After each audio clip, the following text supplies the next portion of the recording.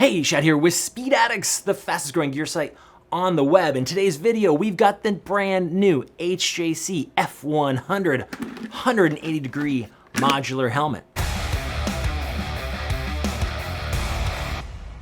What's up, Speed Addicts fam? Before we get into the HJC F100, I know you're excited. I am too. There's not many helmets in this form factor on the market today, and so we're excited to get our hands on the new example from HJC. Before we do that, subscribe to the Speed Addicts channel. It takes one click. Then you get all of our gear reviews. You get our Versus series and our exciting new shootouts coming your way. Subscribe so you don't miss out.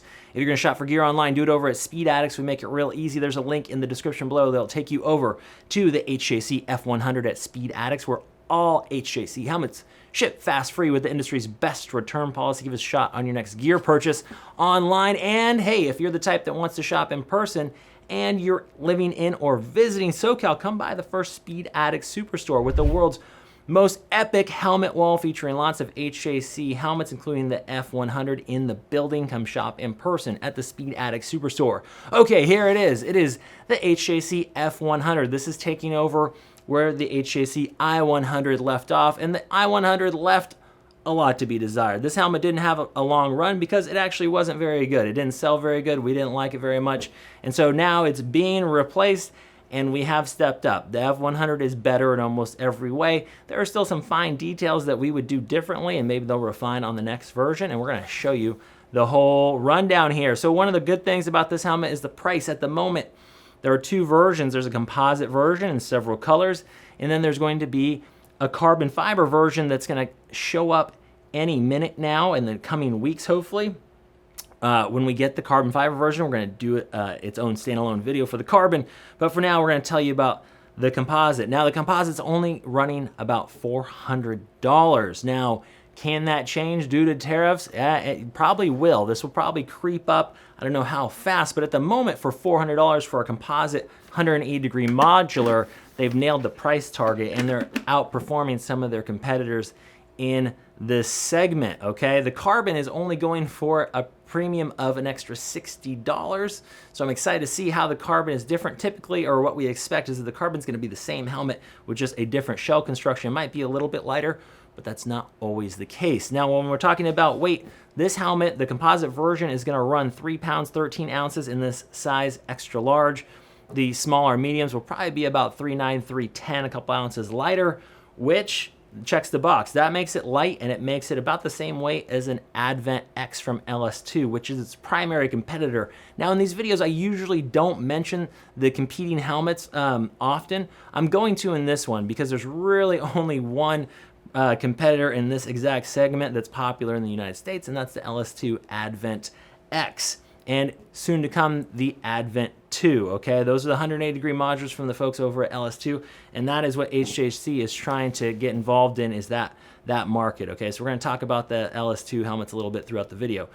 We have a DOT homologation. There's no dual labeling on this. There's no ECE. That is a noticeable thing that I say they should fix. I don't know why they didn't do that. It's only DOT, but stay with me. There's more good stuff. Intermediate oval, and the fit is really, really good and improved upon from the F100. I say this helmet fits incredibly true. The chin bar has plenty of room to come down without hitting my face, which isn't always the case, and an extra large fits me spot on.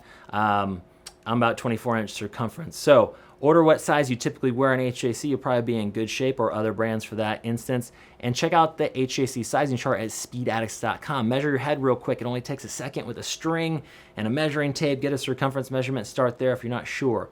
One thing I think they missed on, I'm seeing sizes extra small through 2 extra large, but they didn't do the 3, 4, 5Xs in this helmet. I think they could sell a lot of helmets to the bigger headed folks out there in this format, so maybe something that'll come later down the road, but for now it is extra small through 2X. Now, if you're worried about shopping for helmets online because of the fit, you shouldn't be, because Speed Addicts makes it fast and easy to get your helmet back if it doesn't work out for fit. Just make sure it's not ridden on the bike, just test fit at home.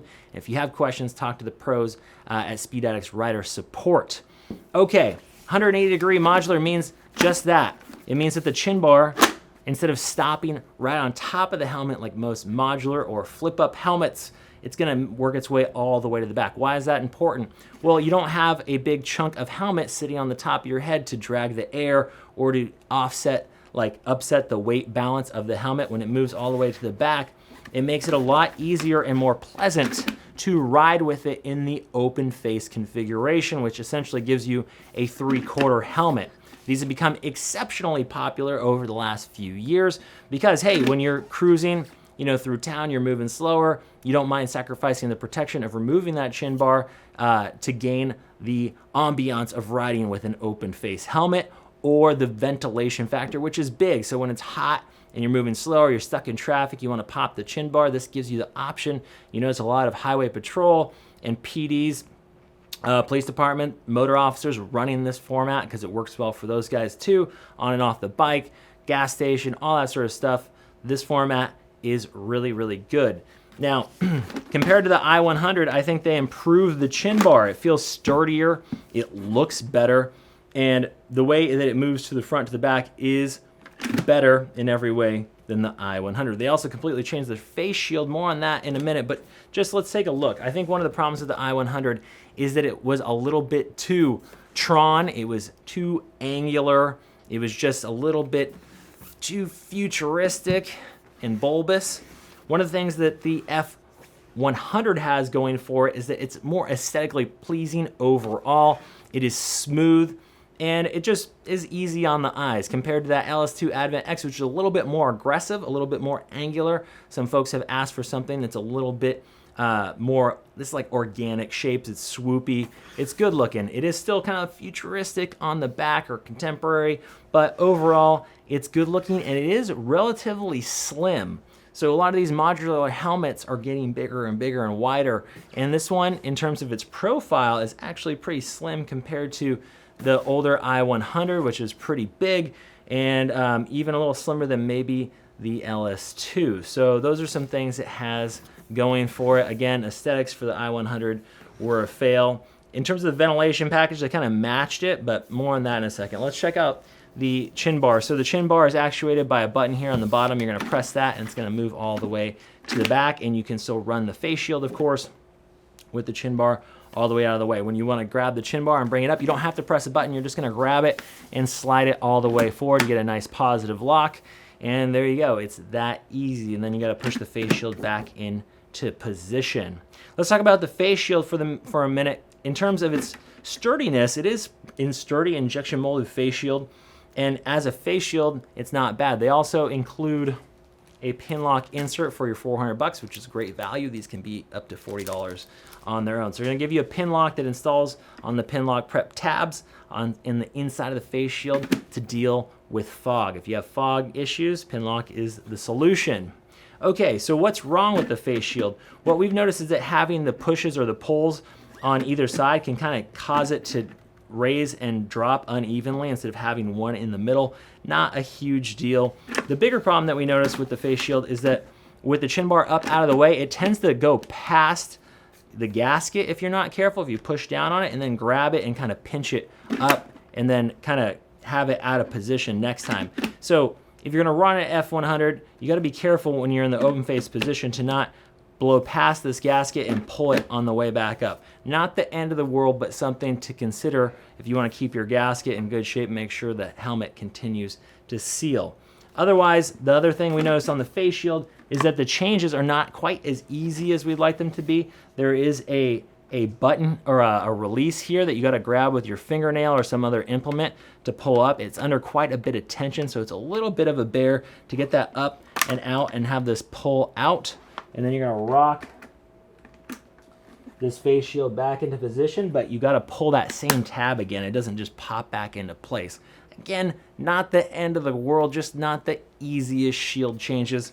From the factory, you're gonna get this clear face shield, no additional shields, but you do get the Pinlock insert, and then you're going to get a drop-down sun visor like so. Now, I noticed that the sun visor has great coverage. I am happy to report that when you have this helmet on, the coverage of the internal drop-down sun visor is going to catch all the light that you're gonna want to. It's actuated over here on the left side, so real easy. In terms of the ventilation, we have a nice chin bar vent right down here, and then we've got a forehead ram air vent. These are easy, big panels to work with a gloved hand, and they're very easy to find. They're gonna flow a lot of air.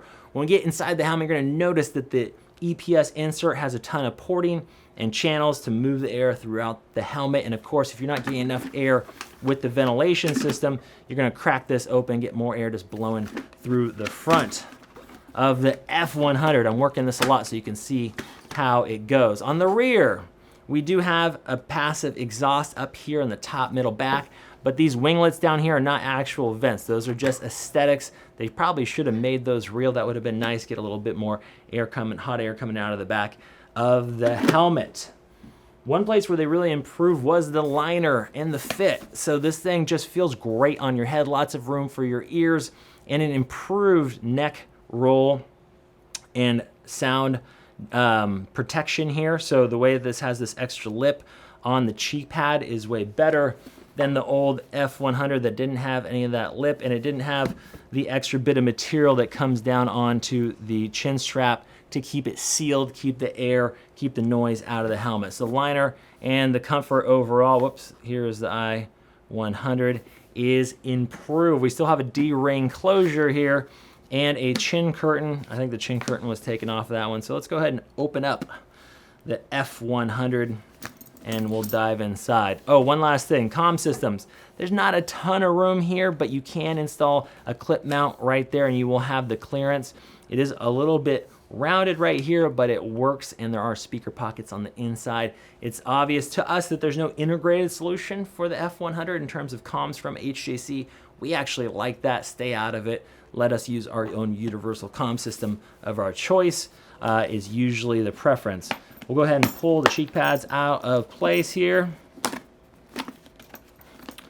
All right, so this thing's got a little extra pull because that chin strap goes through this material and seals off your ears from the road noise. So definitely going to be on the quieter side. And we are excited to see the carbon fiber version soon. We're going to bring you a video on that as well. There you go. There is the cheek pad. Premium 3D cheek pad. Lots of soft foam. Again, the way the helmet sits on your head, nice and comfortable. The helmet is meant to work with eyeglasses, so it is eyeglasses compatible. So that should not be an issue. It does depend on your head shape and frames.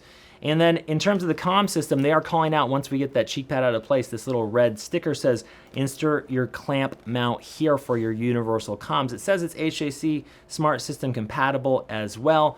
But okay, the HJC F100 is going to be eyeglasses compatible. You shouldn't have an issue with most of your eyeglasses. It does depend on your head shape and the size of your frames. Once we got the cheek pads completely out of the way, you are going to see that they call out where you're supposed to put the clamp style mount for your comm system of choice. We have moisture-wicking antimicrobial liner and cheek pad that we're going to go ahead and remove all the way so you can see inside of the helmet.